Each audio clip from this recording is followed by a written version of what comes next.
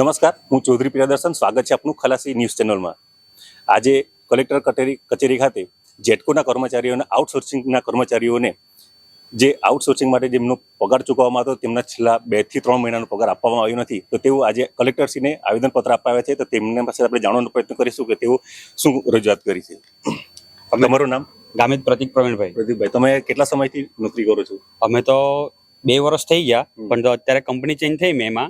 પછી JBS enterprise private limited company આવી, તે અમને મે મહિનાથી પગારો નથી જમા કરતી અને PF ના ને એવો પ્રશ્ન છે ને સલામતીના સાધનો નથી આપતી.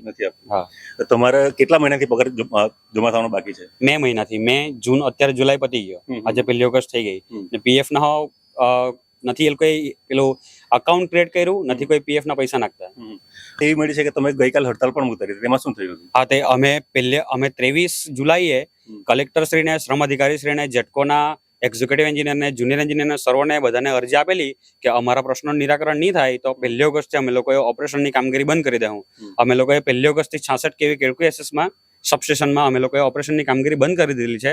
ને અમે લોકો ત્યાં રૂબરૂ એસએસ અમે નથી છોડ્યું, અમે રૂબરૂ ત્યાં હાજર રહેતા છે, પણ તો ઓપરેશનની કામગીરી અમે કરતા નથી. તેથી જેટકોના જુનિયર એન્જિનિયર લોકોએ એક્ઝિક્યુટિવ એન્જિનિયર નિર્ણય લીધો કે કામ ચલાવ જ્યાં સુધી આ લોકોનો પ્રશ્નનું નિરાકરણ નહીં થાય ત્યાં સુધી અમે લોકોએ અમારી રીતે જેટકોનો સ્ટાફ ત્યાં મૂકીશું એમ. ને એ લોકોએ જેટકોનો સ્ટાફ ત્યાં મૂકેલો છે. હા, જેટકોનો.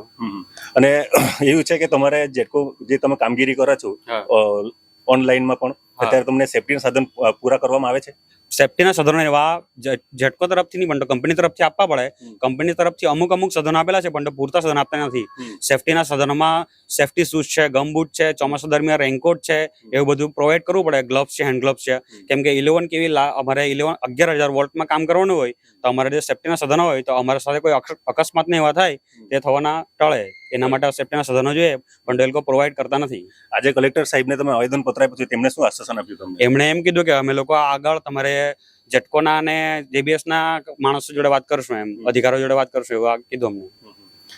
આ છે જેટકોના કર્મચારી, આઉટસોર્સિંગના કર્મચારી છે કે જેમના છેલ્લા 2 થી 3 મહિનાનો પગાર ચૂકવવામાં આવ્યો નથી, અને તેમણે આજે આવેદનપત્ર કલેક્ટરશ્રીને આવેદનપત્ર આપ્યું છે.